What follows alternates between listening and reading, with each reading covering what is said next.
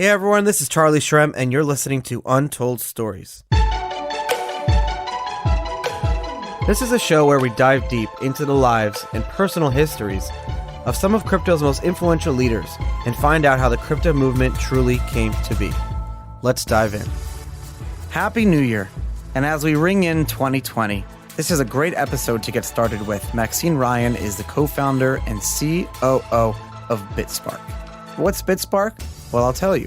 What they are doing is bringing about mass adoption through one of Bitcoin's most killer apps, and that's money remittance, focusing on money moving between Malaysia, the US, Hong Kong, China, all over the world. They're not just doing it by partnering with various different companies. They're building an end-to-end infrastructure, cash in to cash out, using Bitcoin from location to location. So in 2014, when they launched, they were the first company where you can go with cash in Hong Kong and then get cash back in the Philippines using the Bitcoin network. And that's why it's so important to understand that in order for us to really build this whole new financial infrastructure, we can't just partner and rely on existing payment rail companies. We have to build them ourselves. But it's fucking hard. Who wants to do that? Well, Maxine does. We talked about how she dropped out of school, dropped out of university like a few months before getting her degree because she said, I just thought that this is not for me. And this blockchain technology thing, this Bitcoin thing, this is something I really want to pursue. That's what she said to herself. And then she left. We talked about how there's a growing amount of women joining the industry, and we talked about how it's changing. It's changing of the people that are in this industry and how we're moving forward. Her LinkedIn experience shows very little because she literally went from dropping out of school to being the COO of such a major company. I was very impressed by her understanding, her grounding, and her knowledge on our industry, and she was able to give an insight into what is going on in Hong Kong, what is going on in Asia, and how Asia is really adopting crypto faster than we are in America and in Europe. So enjoy the ads. Happy New Year, guys. Give some love to my sponsors, and I promise you're going to love the episode with Maxine. Talk to you guys in a second. How do you actually live your life on crypto? How do you do it? I've been doing it since I first got started with Bitcoin back in, 2011. But since 2016, I've been using the BitPay debit card to spend my Bitcoin on a day-to-day basis. And it's been such a great product that I've been using it for over 3 years. BitPay is now sponsoring Untold Stories, and they're going to be giving away free Visa debit cards to all my listeners. All you have to do is visit bitpay.com/Charlie. It's such an easy card to use. You get the card in the mail, you download the BitPay app, you put Bitcoin on the app, and when you want to send Bitcoin from the app into your debit card, it only takes a few seconds and you can spend your Bitcoin anywhere credit cards are offered. It's really so easy. You almost wonder, why didn't this come out in 2011 when Bitcoin first launched? Well, it was very difficult to do. In fact, I actually tried to launch my own debit card, but I wasn't able to because the credit card companies were very reluctant to do it. But now BitPay launched their product, and a lot of other companies have launched credit cards and debit cards using Bitcoin over the years. I still will only use the BitPay card. I'm very loyal to the brands I like, and I hope you guys are too. The fees are very low. You can use it to withdraw cash at ATMs. You can use it all around the world with very, very low fees. A lot of companies have tacked on super high fees, and I don't like that. So check it out, bitpay.com/Charlie. That's bitpay.com/Charlie. You get a free card. You don't have to pay for it. Usually the card costs $10 or more. There's a commitment, but you don't have to do that here. It's a free card. There's literally no reason to not try it out. I've been using it for over 3 years. So check it out. You're a super loyal podcast listener, and you've been listening to my show for a while. So you know that BitPanda, which is a company based out of Austria, has been working with me for a few months now. And I'm a huge fan of Vienna, and I'm a huge fan of BitPanda. Let me tell you a little bit about them. BitPanda is the leading European platform for investing in digital assets. Their core product is an easy-to-use crypto on-ramp and digital asset broker. They have over 1 million users, so you know they really care about their customers. What's amazing about BitPanda is really how easy it is to set up an account and get going. They recently launched their own educational platform, and this is super cool, so check it out. Take a listen for a second, where you can learn all about Bitcoin and more. It's free, regularly updated, and you can earn €5 for free when you complete the quiz. So make sure you check it out, bitpanda.com. They are a big sponsor of ours, and please give them some love because they love me. Over the years, a lot of companies have tried doing crypto social networking. But the problem is that there are a lot of really good social networking apps already out there, like Instagram, Facebook, Snapchat. How do we build a social network that's perfect for crypto? Well, I want to talk about Peppo, our newest sponsor of Untold Stories. Peppo is an amazing social media app that's built for the crypto community. What's really cool about it is that you can get rewarded for uploading and putting out good content, and you can also reward with crypto people who put up content that you really, really like. It's fast and simple, and it's the first crypto-powered app to be approved by the Apple and Google App Stores. You can find me on Peppo right now at Charlie Shrem, the same handle as my Twitter, and I'm going to be posting interviews, travel videos, and more. So make sure you check out Peppo. It's super cool. Peppo.com. Enjoy it. Untold Stories wouldn't be here without the amazing production company Blockworks Group. A few months ago, I approached Blockworks Group and I said, hey guys, I want to do a show, Untold Stories. Can we make it happen? And these guys are the only event and podcast production company that I trust.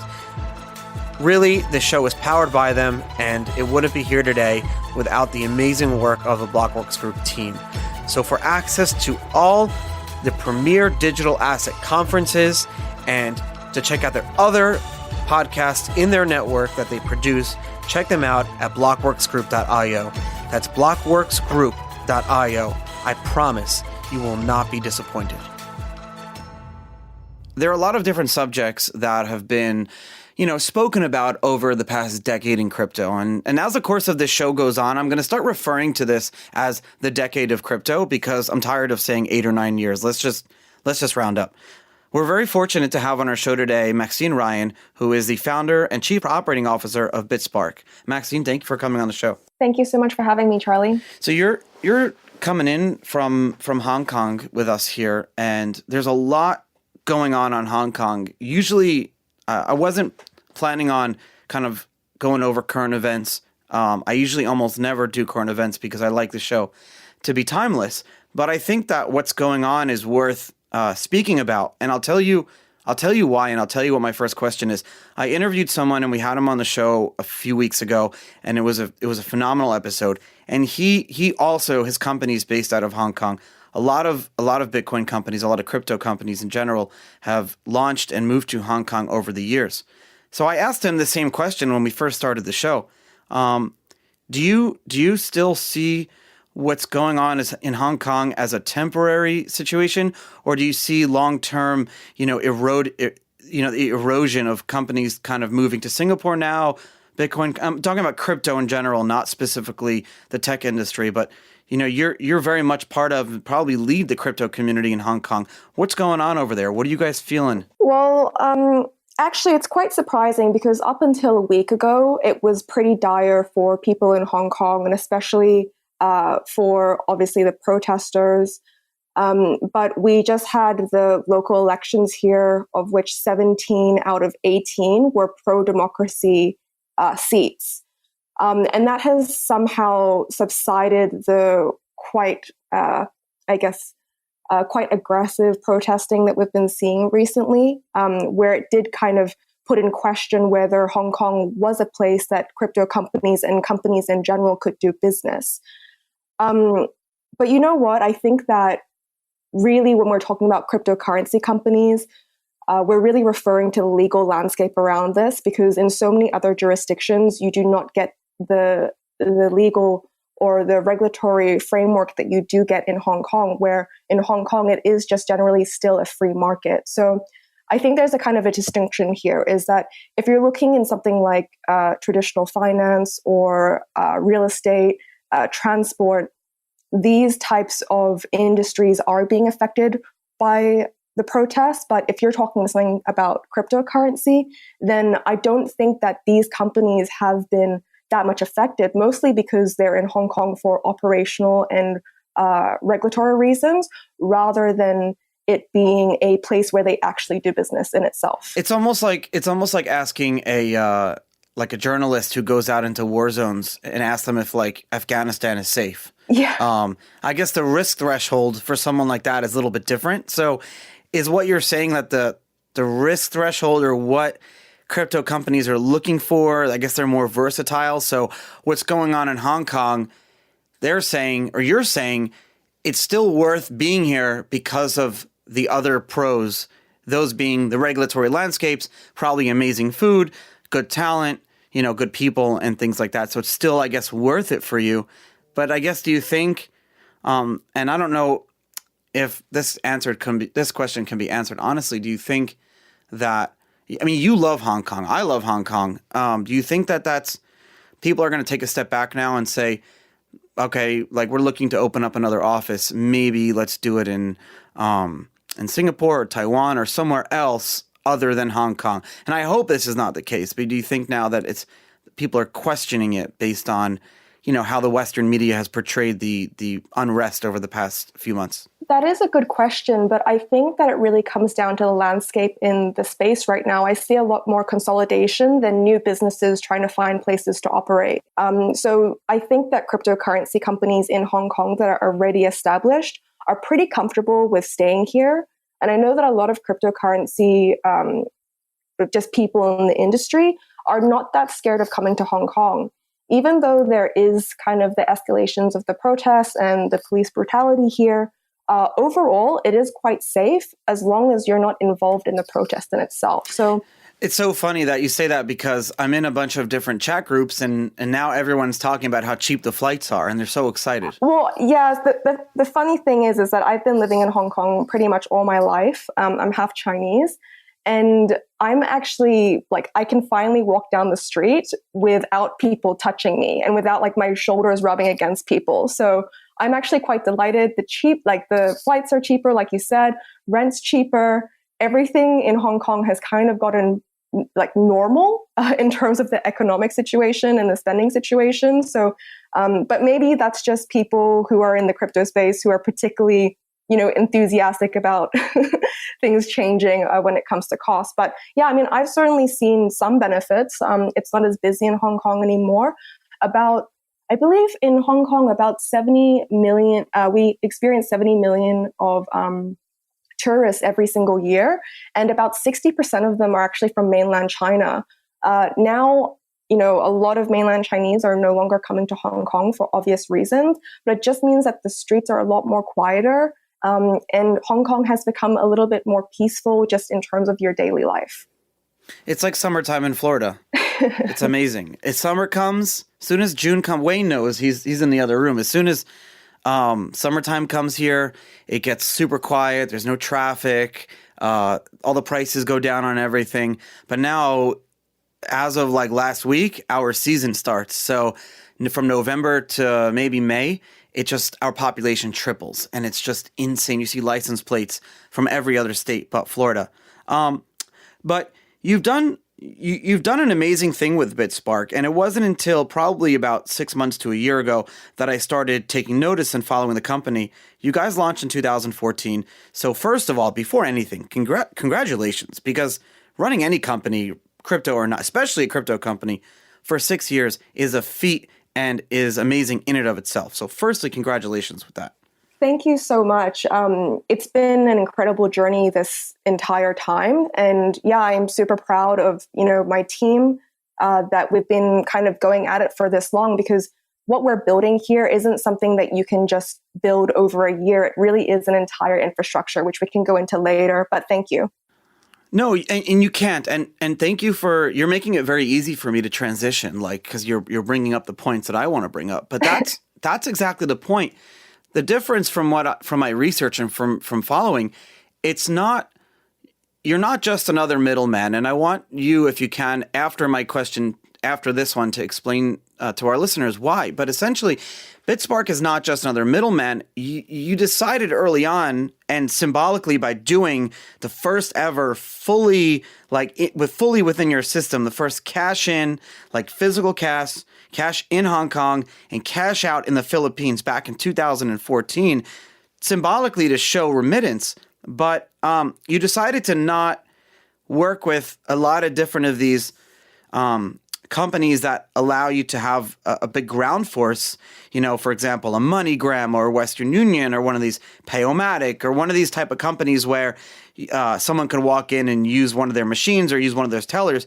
You've decided to literally allow your customers to be these people, essentially becoming BitSpark cash points. But before we get into any of that, my research does not give me much information about you. And this is the point of the show, is we talk about the person directly, as you know. Tell us about you, where you were born, where you grew up, and understand that every single one of my guests has a lot bigger of a LinkedIn history than you. It literally goes from your LinkedIn history literally says that you went to college for 2 years and then you launched the company. That's their whole history. So who is Maxine? Sorry, I'm just laughing because it's true. So essentially I'm born and raised in Hong Kong. I come from a kind of a modest entrepreneurial background with my family. My grandfather was a civil engineer from Australia who moved to Hong Kong. And he decided to actually quit his engineering job, a civil engineer that was paying him quite well, and open up a bakery in a small coastal town in Hong Kong called Sai Kung. So my upbringing was really kind of in this bakery and running around and kind of seeing my mom take over that business and so on and so forth. And what kind of bakery? It was actually just a Western bakery. My grandfather was kind of, I guess, serving the market of the expat community that was in Hong Kong. And I think it was one of the first Western bakeries that opened in Hong Kong itself. So that bakery still exists. It's just owned by some new owners now. But really, I kind of saw my grandfather and then also my mother, be entrepreneurs themselves. And when I looked, had your family went to college? Yeah, my family went to college. And I guess my background was born and raised in Hong Kong. I went to Australia for university, and I was studying my degree of international relations and political science. And I really felt as though I was actually going to go into government, which I really laugh at now, because everything that I had learned in that 3.5 years before I dropped out was that I wanted nothing to do with that system, because I didn't feel as though that system was a system of change. And I was really looking for societal change. So essentially... Hang on. I just want to ask you, a lot of people will still go your route because they believe that, and up until Satoshi released the white paper, I agreed. Up until then, I did agree with the statement, and the statement is that to make the best lasting change in government, it's better to join the government. So like you, when I was in school, I thought about potentially joining, local government. Obviously, when I became a felon, you can't really do that anymore. But I see your point. Yeah, I felt that it was kind of the only way to make direct change. And I even kind of flirted with the idea of being a politician, something like that. And I don't know, I guess the more I went into my degree, the more I felt like I was completely helpless to do the change that I wanted to do. And then along came Bitcoin, right? So I was about 6 months from graduating, and during, I think about 4 months before the time that I made the leap, I had just moved into a new house. And my housemate at that time is actually my business partner now, George Harrop, who's the co-founder of BitSpark as well. And I'm not sure how we came to the conversation, but he said that he was mining Bitcoin. And I had never heard that word before. And it ended up being about a 6-hour conversation that night. And I just never went back to university pretty much after that day. What do you mean? Well, the thing is, the things that I was learning about Bitcoin and just that conversation in general was so educational in every way possible in terms of, how the world worked, how money worked, the economy, just everything, that I was just grasped by the idea so much so that I just didn't feel as though going back to university was going to be the route for me. You fell in love with this technology so much that with less than a year left of university, you decided to just, follow your passion.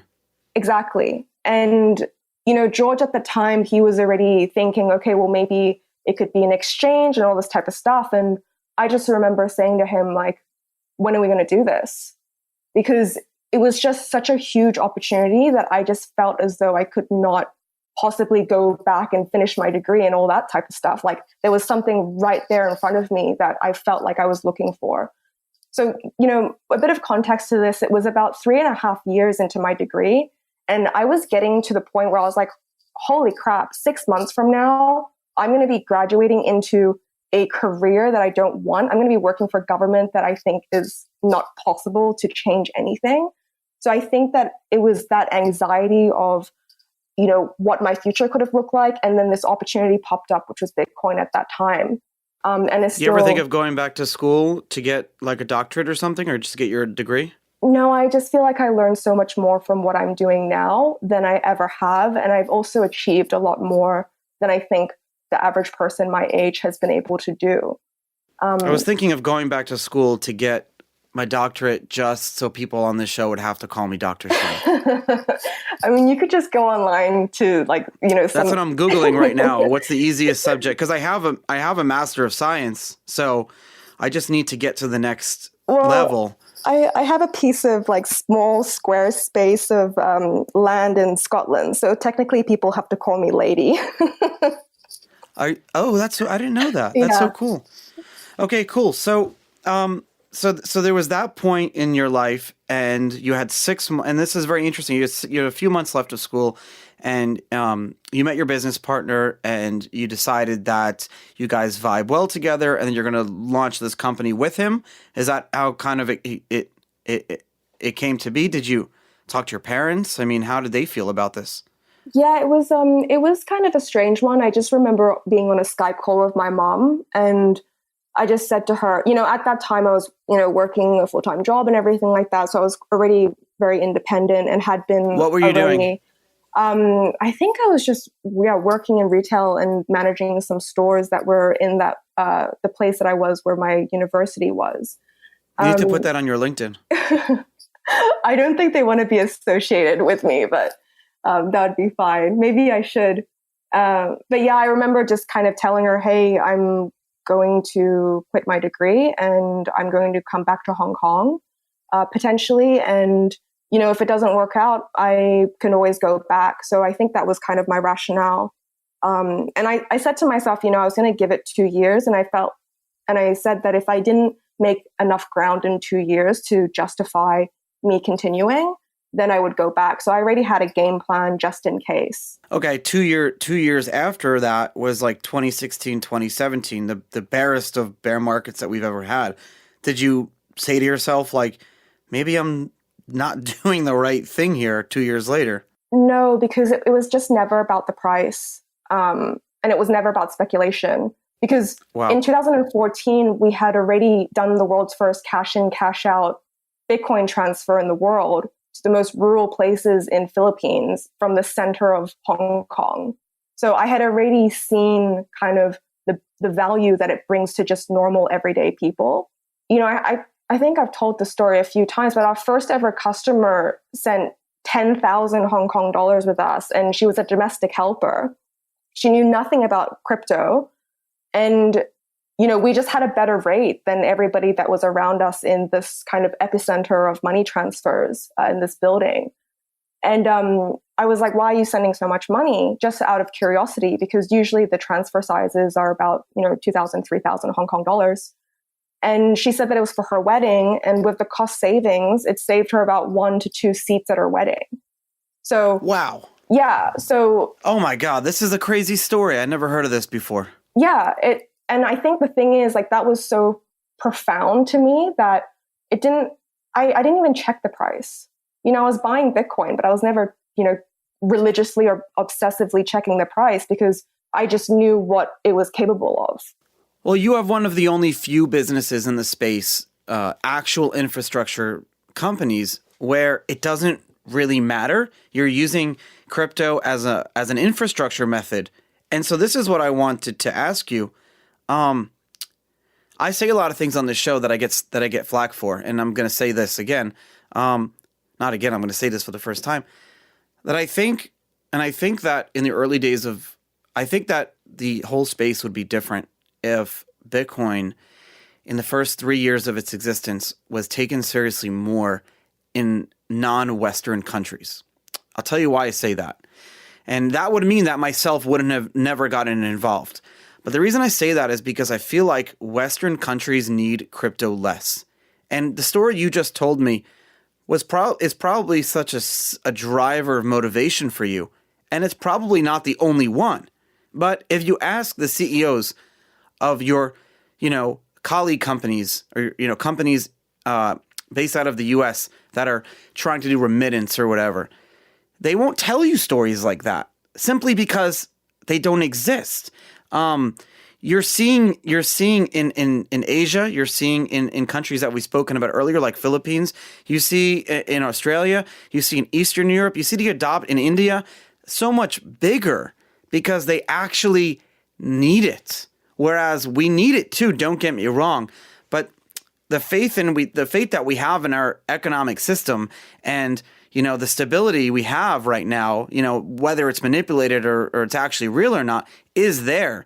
So I guess the need for it is a little bit different. Would you agree with that? I would 100% agree. I think that a lot of the growth that we've seen in crypto, mostly to do with exchanges, at the beginning was US-centric companies, and then also on the retail sense, it was US-centric companies. But the thing is with these US-centric companies, especially when you're talking about buying and selling cryptocurrency, are still connected to the banking system. And I think that's actually the biggest differentiator between, Asian markets and the US market is that the US market bank account penetration is actually extremely high to the point where you can integrate cryptocurrency products with bank accounts if they have a good enough connection. But the issue there is that when you try to expand these US-centric models into Asia, they just don't work because I think it's something like less than 30% of the Asia population have a bank account. And that means that if you don't have a bank account, you don't have access to basic financial services, which is where cryptocurrency comes in. Banking has been one of those things that if you try to start a company in the US and you don't have a bank account for crypto, you're done. You can't even start. And so what you're saying is that it's completely different in Asia. And so how have you done this with BitSpark? How have you been able to create like an end-to-end point infrastructure, a financial services type of situation without needing to rely on banks? How did you do that? And I guess why? Yeah, I think that's a good question. When we first started, we were like, we have to be an exchange because we have to be able to exchange different currencies. But then when it actually came to it, it wasn't just a build it and they will come, methodology. And then we're going, okay, well, if we want to help people send money, then, how do they actually send money? So we had to really deep dive into the money transfer industry and understand how physical cash moves around the world. And that really was the first principle that we started at BitSpark with, was truly understanding how money is traveling, why people are sending it, why are they willing to pay huge prices to send money overseas, even though they're paid quite little, and then taking that model and then applying cryptocurrency to it. Now, cryptocurrency itself, when you're sending it wallet to wallet, is perfectly fine. It does work as a means of transfer if you are okay with paying with things for cryptocurrency. But when we're talking about the average person, and I'm not just talking about, people who are doing remittances or money transfers, just the average person still, especially in Asia, still uses cash. So we had to figure out how to connect cash to cryptocurrency. Now, And then back to cash. And then back to cash. So there's a lot of... So how do you do that? How do you do that? I don't know how to rephrase my question. How do you do that? I'll go into it right now. So the thing is, we're talking about something that's quite complex. You have to have the person be able to cash in at a physical location. You have to be able to provide them something that is stable, which they're comfortable with, which is why stable coins are very fascinating. And that's why we have stable coins at BitSpark. Then they have to be able to exchange that stable coin for another currency, another stable coin, and then cash out that stable coin. So not only do you have to care and build the network of people, which we call cash points, that are able to provide this cash in, cash out functionality of exchanging, physical cash into something that's digital, but then you also have to build the liquidity pools that facilitate money transfers in itself, which is why we have the decentralized exchange that our application layer is connected to. So when a person walks into a cash point store, they're both interfacing with each other with the BitSpark app. One person is a person who has a digital balance that is willing to take cash, and they basically do an exchange. The cash point earns a percentage of that.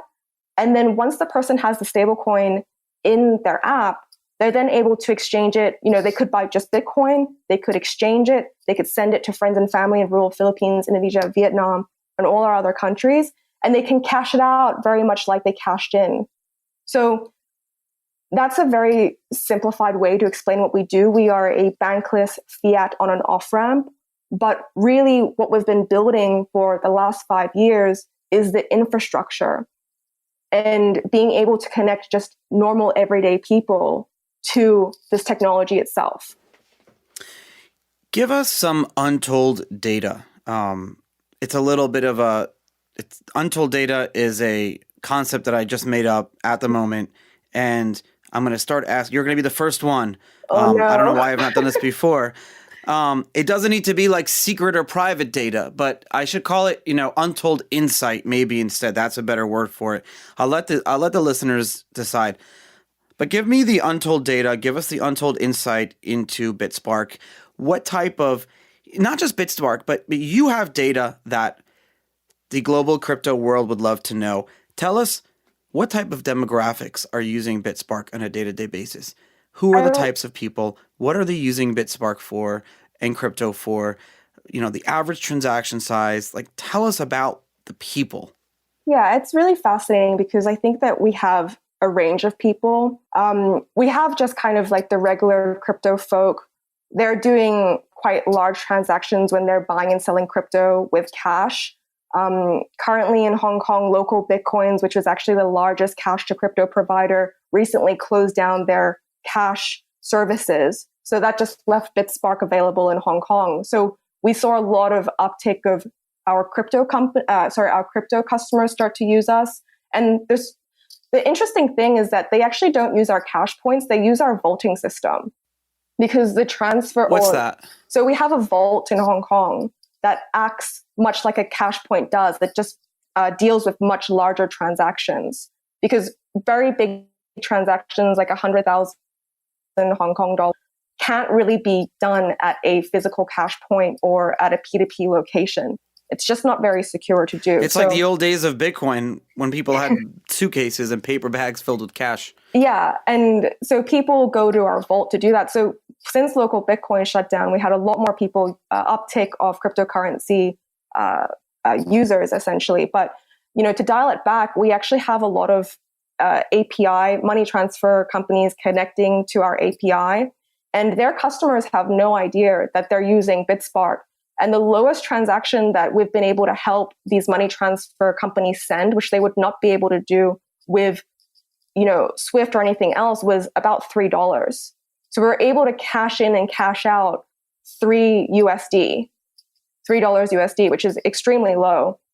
And we're finding that, because our rates are so good and because people are able to send a smaller amount of money through these APIs that these money transfers are connected to, they're saying to us that instead of customers sending larger transactions, they're actually sending smaller transactions, but more frequently, which was really fascinating to me because essentially these people, when they're sending money, they really have to play by the game or by the rules that these money transfer companies allow them. So that means that you have to have a threshold of which you're sending. But with us, there's been an uptick of people smaller transactions. And I suspect that's because it gives them more power to be able to control their finances instead of sending it a big lump sum to somebody, to like your loved one overseas or anything like that. They're able to send, $20 or $3 at a time. So that was really interesting. One more really interesting thing was that we have kind of microgrid companies starting to use us for the most rural parts, where there is no financial infrastructure for people to be able to pay their bills. And all they have to do is just get one BitSpark agent, and people are able to send $1 USD using BitSpark and pay for, their solar bill or the electricity bill. I was going to ask you something else, but what the hell is a microgrid company? How do you actually live your life on crypto? How do you do it? I've been doing it since I first got started with Bitcoin back in 2011. But since 2016, I've been using the BitPay debit card to spend my Bitcoin on a day-to-day basis. And it's been such a great product that I've been using it for over 3 years. BitPay is now sponsoring Untold Stories, and they're going to be giving away free Visa debit cards to all my listeners. All you have to do is visit bitpay.com/Charlie. It's such an easy card to use. You get the card in the mail, you download the BitPay app, you put Bitcoin on the app, and when you want to send Bitcoin from the app into your debit card, it only takes a few seconds and you can spend your Bitcoin anywhere credit cards are offered. It's really so easy. You almost wonder, why didn't this come out in 2011 when Bitcoin first launched? Well, it was very difficult to do. In fact, I actually tried to launch my own debit card, but I wasn't able to, because the credit card companies were very reluctant to do it. But now BitPay launched their product, and a lot of other companies have launched credit cards and debit cards using Bitcoin over the years. I still will only use the BitPay card. I'm very loyal to the brands I like, and I hope you guys are too. The fees are very low. You can use it to withdraw cash at ATMs. You can use it all around the world with very, very low fees. A lot of companies have tacked on super high fees, and I don't like that. So check it out, bitpay.com/Charlie. That's bitpay.com/Charlie. You get a free card. You don't have to pay for it. Usually the card costs $10 or more. There's a commitment, but you don't have to do that here. It's a free card. There's literally no reason to not try it out. I've been using it for over 3 years. So check it out, and thanks for listening to Untold Stories. And I want to talk about BitPanda for a second. I mentioned at the beginning of the show that we're working with them, and we have been for a few months now. They love me, and I love them, so I'm asking that you give them some love and some support, especially if you're listening from Europe. BitPanda is the leading European platform for investing in digital assets. It doesn't hurt. Actually, it helps that they're based out of Austria, which is one of my favorite countries in the world, and Vienna is one of my favorite cities in the world to visit. I try to go as frequently as I can. And, meeting up with the BitPanda team is always a pleasure.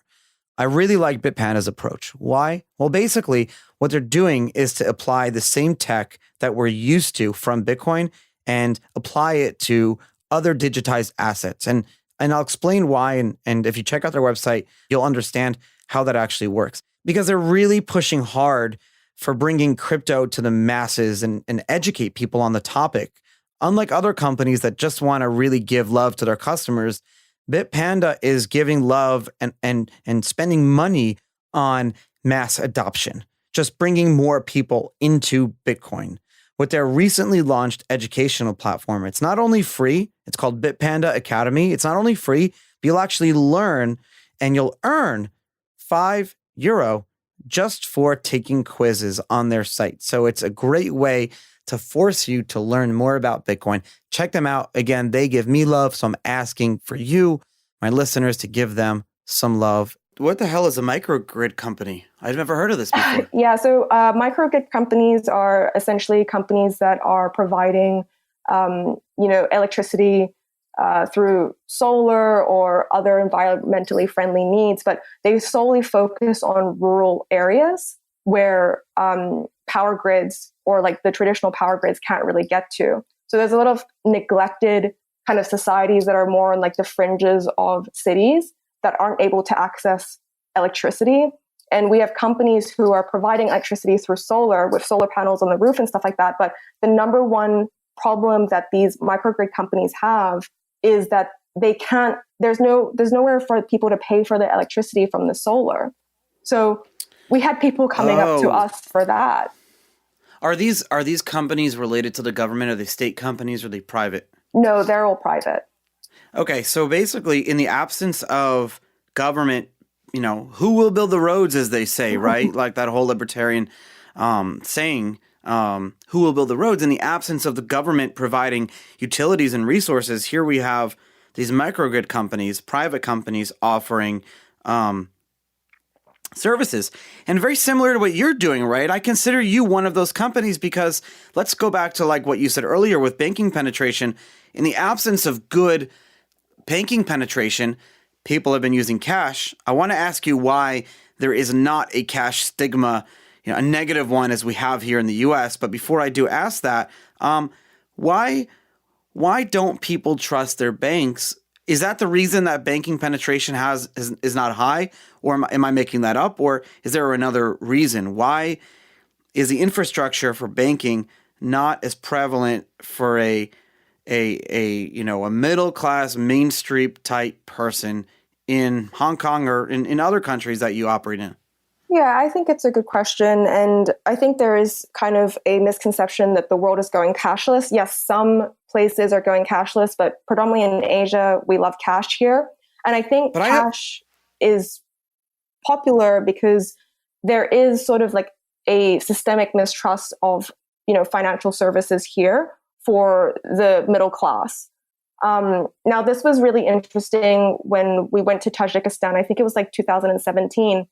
And there was such systemic mistrust of banks there that people would rather keep their money under a mattress and hire a random taxi driver they don't even know to drive to places to transfer money, in quotes, than, put their money into a bank. Wait a minute. They're using taxi drivers as blockchains?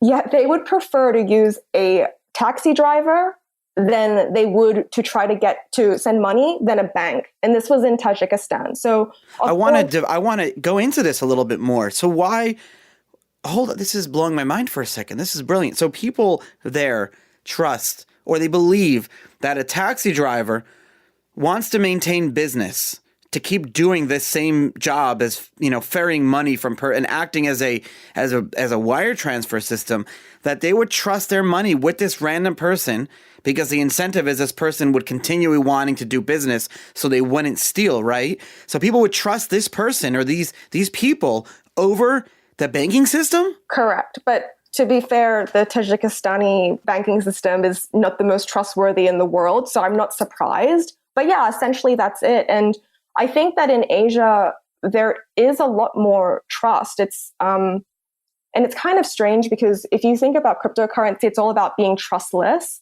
But in Asia itself, I don't think there's so much of a trust issue. It's okay to trust people in Asia as long as they don't do you wrong or anything like that. And I think maybe that's why like cash is still popular and people still want to hold cash. Also, cash is more liquid. And yeah, it's different though. And I like this, and I'm not going to generalize, but in my experiences personally, when I've worked with companies in Asia, and you probably would agree with me on this, I feel like they will trust you at first. You'll try to do business, but if you're out, you're out. Like if you screw them or if you do something shady, once you're out, you're fucking out. Yeah, exactly. There's no, it's very black and white. So I think that because I love that. It is very black and white, you don't screw up. So, do you want to keep your money in a bank where maybe you're not going to be able to take it out for whatever reason? Like, people are having their bank accounts closed for no reason in Hong Kong at the moment. And essentially, or do you want to just like hold cash and have cash? And I think a lot of people are more interested in cash. Now, the cool thing about cryptocurrency is that it's almost like having cash, but just digital because you still with own wings. It. Yeah, with wings. And instead By the of way, I having, copyrighted that quote. You can't use it. Cash with wings. and instead of, having like a taxi driver and this whole trust thing, is that you just have it in your wallet, and that wallet is your digital wallet. And I think that's kind of where we're going to be seeing the adoption of cryptocurrency is going to be more so in Asia and in Africa, because cash is very normal for them, but there's also this mistrust of government and the financial sector. So I think it's all of that mirroring together with the fact that there's companies like BitSpark making that possible now. Also, like with BitPanda as well, they're doing an amazing job.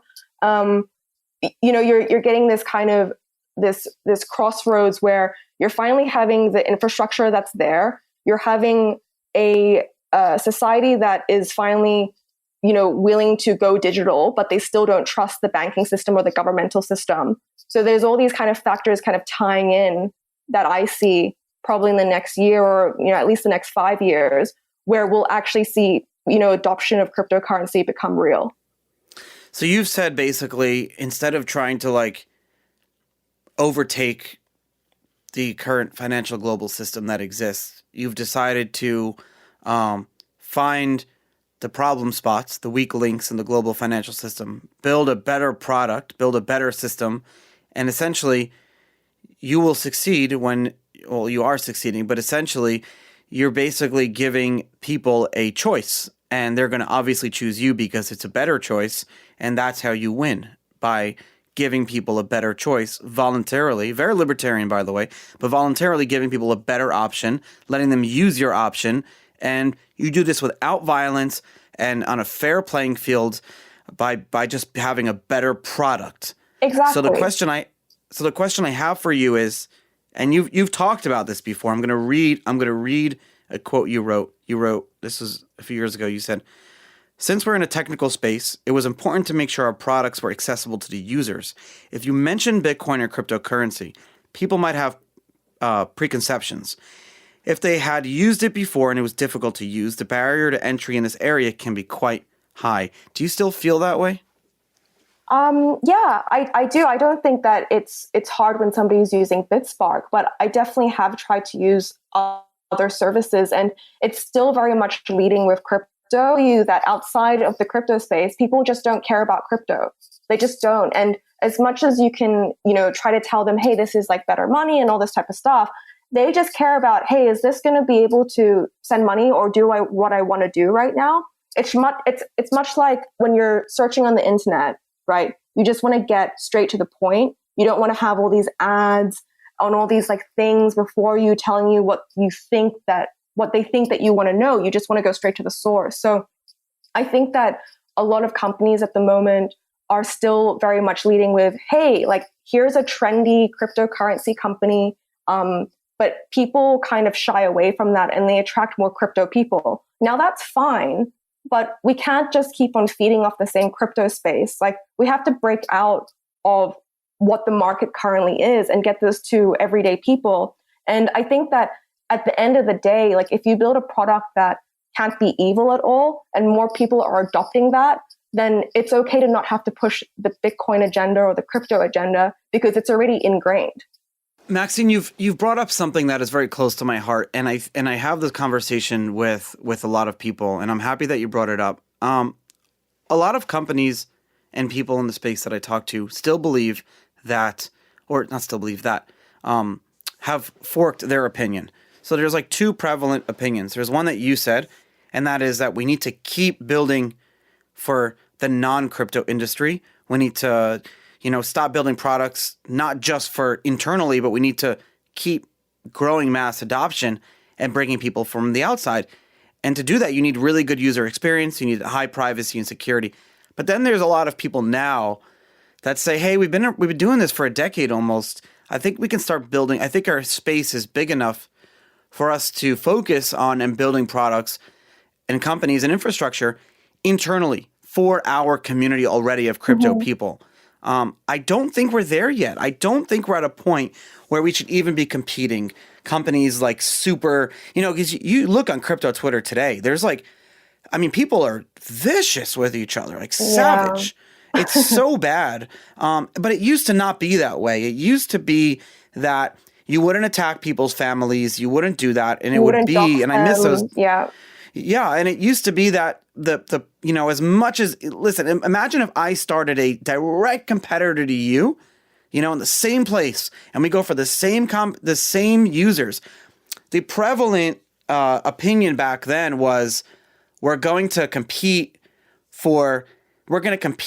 in, together. We're going to compete with someone else. So we're going to basically grow the pie together and then compete when the pie is big enough. But for now, we're not going to work together, but we're just not going to be vicious and tear each other down because we want to continue to grow. You're an ambassador of the industry. I'm an ambassador to the industry. If I make you look bad, on crypto Twitter or whatever, if I put out negative ads about you, then I'm going to look bad because I'm also an ambassador because you're representing the industry. That's not the opinion anymore. How do you feel about that? Well, the thing is, I think that, I might be wrong here, but a lot of the people who are quite vicious on Twitter and they're kind of fighting for market share, which I think is so ridiculous because the market in crypto is small compared to other industries, by hundreds. And the fact that they're competing over such a small piece of the pie for me is kind of laughable because there's so much more opportunities out there. But it really depends on which part of the industry you're looking at. If you look at kind of more of the money transfer side of stuff, where we all have each other's backs, like BitPanda, Bloom, SCI, a handful of others, there is no viciousness because we're too busy building this freaking infrastructure that it takes to get these people on board. So yeah, I think it is interesting. I think maybe people get vicious because you start getting hyper competitive and you get hyper competitive when there's just not enough food around, right? So maybe that's why that's kind of what's going on there. I agree with you. And I think it's that a lot of people made a lot of money very quickly. And so, how to handle that kind of emotionally is a little bit different. But if you notice, a lot of people on crypto Twitter and some of these other places that are yelling and fighting and tweeting 7 times an hour, they're not really doing anything. Yeah. And the ones that are doing stuff are not the ones that are fighting. But that's why you have this vocal minority because they have the time to fight.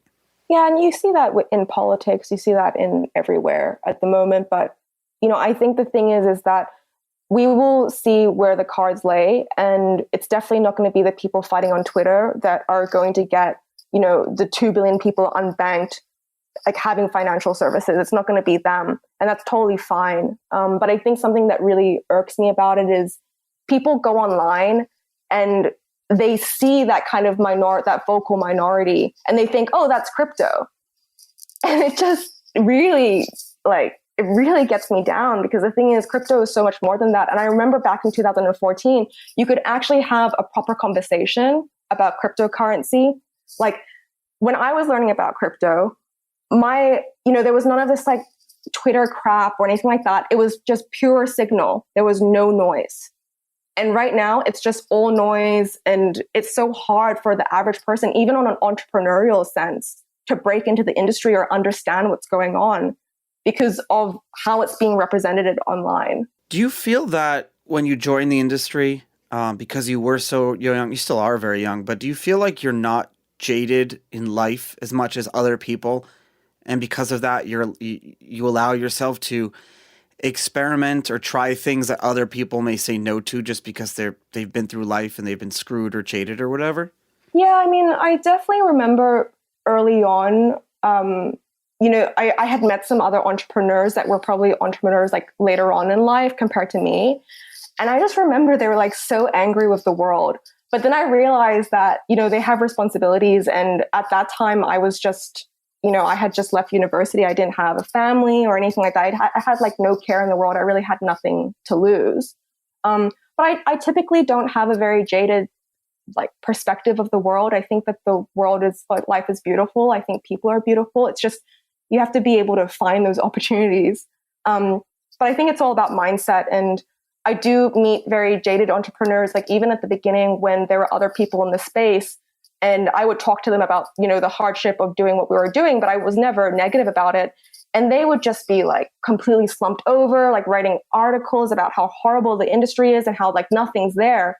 But here I am, and here is my team and my co-founder. We're here like almost 6 years later. There's definitely something here. That's so interesting that you say that, because I feel like, as the years go on, people do get jaded in the space. But you started this company in a place where experience what you did before, who you know, how you know them, is very much prevalent on opening doors, right? When you started this, you were first out of university. How did you build credibility? How did you allow people to take you seriously when you were trying to make relationships or open doors or get into meetings? How did you do that? I think you just have to be the best. Like, you literally just have to be able to get your foot in the door, in Hong Kong, it's a little bit different. In Hong Kong, it's like this networking frenzy where it doesn't really matter like how old you are. It's just as long as you know your stuff and you're able to meet really high up people at like a freaking conference, and they're just right there in front of you, and you just have to be able to talk to them. But I think Hong Kong is a bit of a unique place where it is extremely easy to network here.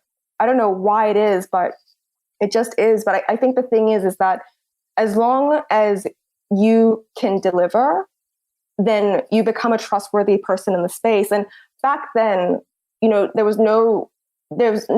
was interested in crypto, but there was not that many people who knew about it. So you kind of become like an oracle of sense, being able to, share what's going on. And I never felt like, my age or anything like that really affected that, because people were, especially investors, were just so interested in knowing about, this new technology and what was going on. So yeah, I think that, it was definitely because I broke into a completely new industry where there was absolutely no foundations to be laid. So, you end up being kind of the bricklayer of sense. You kind of pave that way. Did people discount you or think of you as an underdog when you're, laying these tracks for this industry? I've never felt that way, or I've never had that issue. I have spoken to other people in the space that, have felt kind of dismissed, but I never feel dismissed. I kind of am very comfortable with what BitSpark has built and what we've achieved. We were the first to launch a Hong Kong stablecoin and a Filipino stablecoin. Like, we're a very innovative company that knows our stuff very well, especially on the technical sense, but also on the adoption sense as well. We just have a very clear sight of where the North Star is. So I've never had that issue, because our mission is just so clear that there is no kind of waving from that. Yes, there's experimental stuff and all this type of stuff that, you just kind of go through, and failures that you go through having a company, but it's never really affected the sight of the company. I still feel like I'm discounted. I was hoping you would give a little bit of a different answer, but I appreciate the honesty. Why do you feel discounted? Well, you have to understand, like, when I got involved in a space, I was so young. I'm probably your age now. And when I got involved, but then, my whole history happened. And so I'm like constantly having to like climb stairs and convince people with credibility. But I like being the underdog, because I don't want people to. It's like when you go play poker. Imagine if you're like an amazing poker player and you walk up to a poker table, and all the other poker pros on a table are going to look for the fish. Mm-hmm. And these are the ones that they're going to consider are the worst players, and they're not going to play as well trying to get our money. Now, I'm not a very good poker player, but imagine if I was. If I could somehow convince other players that I was very bad, the longer I can do that, the better of an edge I have. So that's almost how I like to go through life. And I'm hoping that well, actually, I'm not hoping people don't listen to this episode, but I hope they listen to this episode. No, they will. But I'm giving away a secret here. I'm serious. This is something serious that I hope. I don't hope, but I guess I don't mind it as much when I walk into a room. And I'll give you a story about how confidence really, people don't realize. So you haven't said it yet. You haven't said the word confidence yet. And the fact that you haven't said that word in the past 49 minutes means that you have a lot of it. And I'll tell you why in a second. But essentially, the story that I have for you is so, like you, I've never really held a real job before. I had some retail jobs. I had some stuff before at some startup, but not like a real career. I never worked at a bank. And And so when I first got out of prison, I needed a job. And so basically my whole life was like a slate that had to be wiped clean. And so I had to basically get a job, sight unseen without any job experience. And so you can imagine I'm literally sitting in my wife got me a meeting at this restaurant, and that's all she could get. So I had to convince the restaurant owner in that meeting to hire me, or else I have to go back and live at a halfway house, which sucks because it's an old state prison. Yeah. So I'm in this meeting, and he looks at me and he says, "Charlie, why should I hire you?" And you know what? I looked at him and I said, no, I let a silence go, and I said, "I'm fucking the best dishwasher you'll ever have." And he goes, "What do you mean?" And I said, "Did I stutter? I'm literally the best fucking dishwasher you will ever have." I did. And it was a silence. And he didn't ask me why or how or anything. But because I was so serious about it, and I looked at him dead in the eyes and I said, "Jim, I will be the best fucking dishwasher. There's not even a question. I will stake my life and my money on this, that the little money I had, if I will be the best goddamn employee that you will ever have." And he looked at me, hired me on the spot. Now, that doesn't always work. I don't know. I think it works a lot more if you're really put on the spot like that, which I think it doesn't happen that frequently. But if you are, you really have to make sure that you've got that convincing power. It's true. It's true. And so building that credibility and doing that over the years, so now it's a little bit different for you. Do you ever get, do headhunters ever call you up and offer you insane jobs that you've ever said, you say to yourself that I can never get these jobs if I hadn't done what I've been doing for the past 6 years?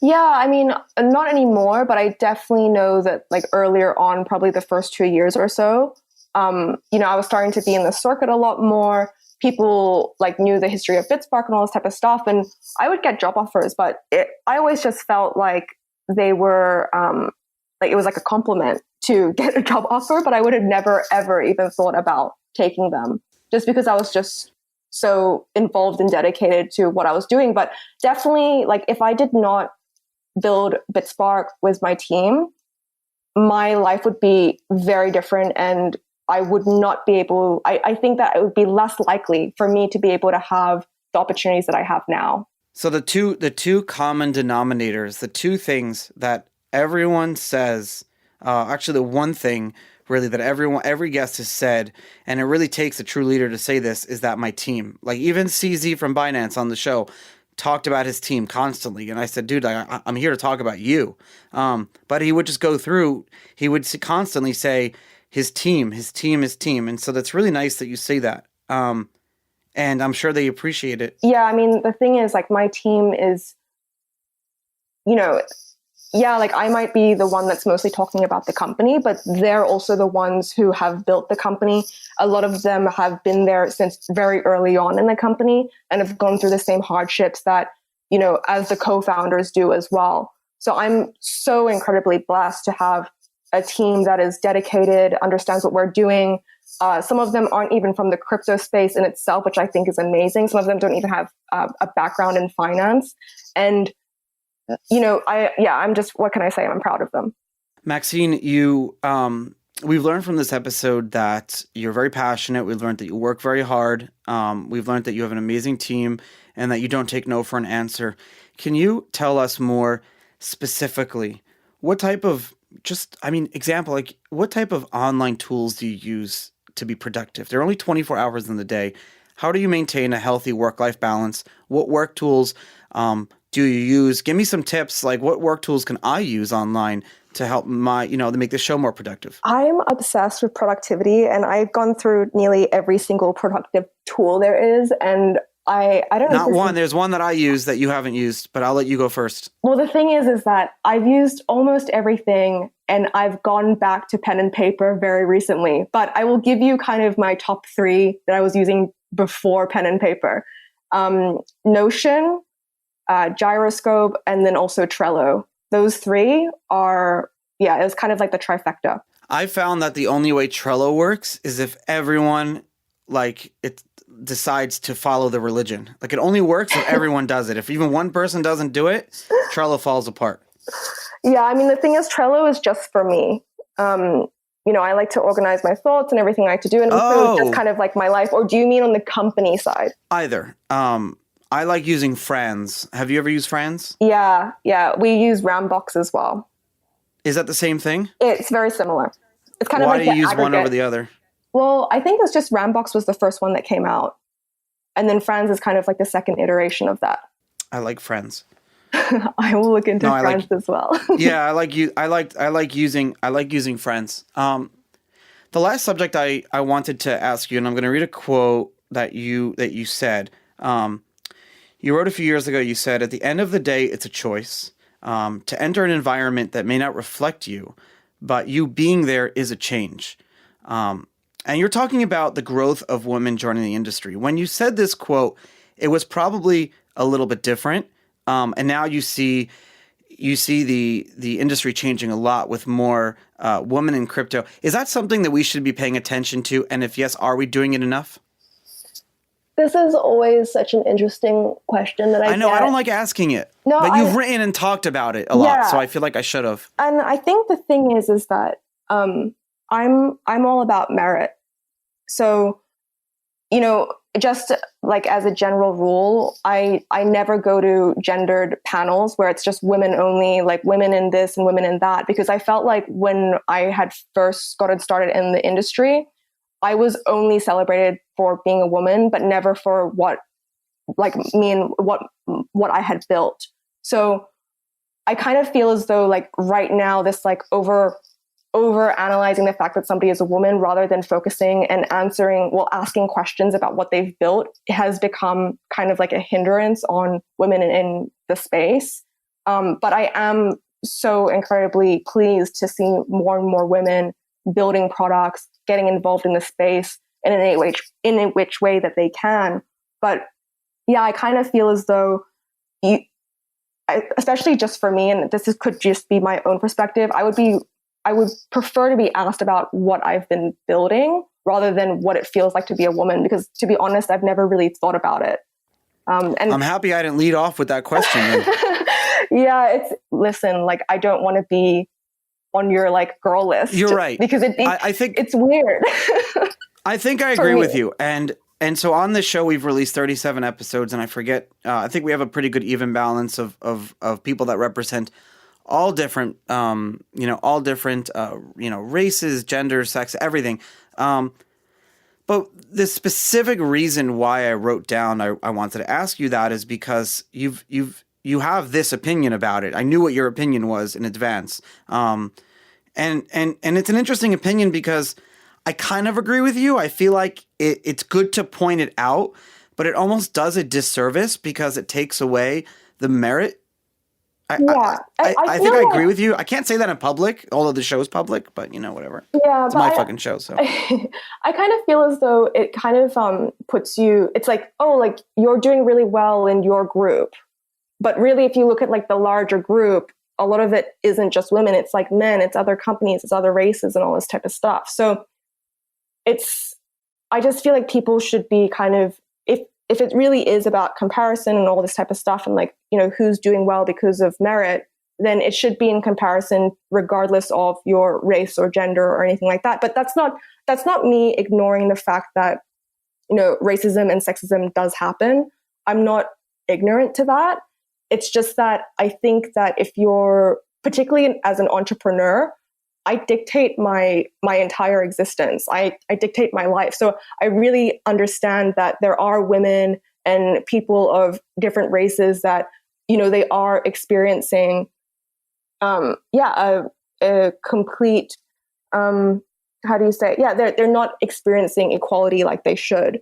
But I do think that there's something to be said. Like, it's totally fine to have it's both. Yeah, it's basically both. It's both. And it's important to follow both, but at the same time, extremes in anything is no good. And I guess on the subject of merit, you've been really, really, really out there promoting your business, but on the ground. And so I've been following your BitSpark Cash Point events. You've been doing those, and you're going, you're doing it online, but you're going to country by country. almost like a like you're doing like foundational work, like charitable work, teaching people about crypto and then convincing them to come on and become a cash point for you around the world. Do you think doing that and getting individual people to allow them to become part of your infrastructure is a better idea than partnering with companies? We talked about this originally on, but what's the future of your company? Do you see yourself having millions of people becoming cash points? Do you think you could go a different route? I mean, where do you see the company in 5 years? The reason why cash points are so important is because they enable P2P finance, and P2P finance is owned by the individual. So when something is owned by the individual, it means that there's less likelihood of a company, having to compromise because of, their partnership with a larger company. So I think that, P2P is incredibly important. Cash points are incredibly important. And really what I'm hoping to see for BitSpark and what we want to build and what we are building is this model of, it doesn't matter if you're a crypto person or not, but being able to become a cash point, be an entrepreneur. But of course, we have about 500,000 cash points now, and some of them are through these connected services that we connect to on APIs. But the only issue with that is that they're still kind of a middleman and they're not within the BitSpark system. So in the future, we want to make BitSpark entirely end-to-end and completely cut out these types of third-party services that our customers are using at the moment. But really, it is all about the individual. It's about empowering the individual, and it's about making sure that cryptocurrency is easily adopted. Maxine Ryan, you are the COO and co-founder of BitSpark. You guys are doing Satoshi's work. Thank you so much, bringing on mass adoption by people all over the world. I hope to meet you soon, and thank you so much for coming on the show today. I'm happy we were able to do this. Thank you so much for having me. I had a blast. Hey everyone, thanks for listening. New episodes of Untold Stories are released every Tuesday and Thursday at 7 a.m. EST on untoldstories.com, Apple, Spotify, or wherever you get your podcast. Untold Stories is produced by Jason Yanowitz, Michael Ippolito, Reed Hannaford, and Riley Silbert of Blockworks Group. Our account executives are Gina DeFelice and Julie Muroff. Our content is written by Kathy Zolo, Ronnie Tishner, and Scott Offord. Special thanks to Wayne Dallaire from Jump Dog Audio Productions. And of course, I'm your host, Charlie Shrem. You can follow me on Twitter @CharlieShrem to continue the conversation. Send me some messages, feedback, or anything you want to say. And remember, please give some love to my sponsors, and I'll see you next week. Remember, strength in numbers and information is power.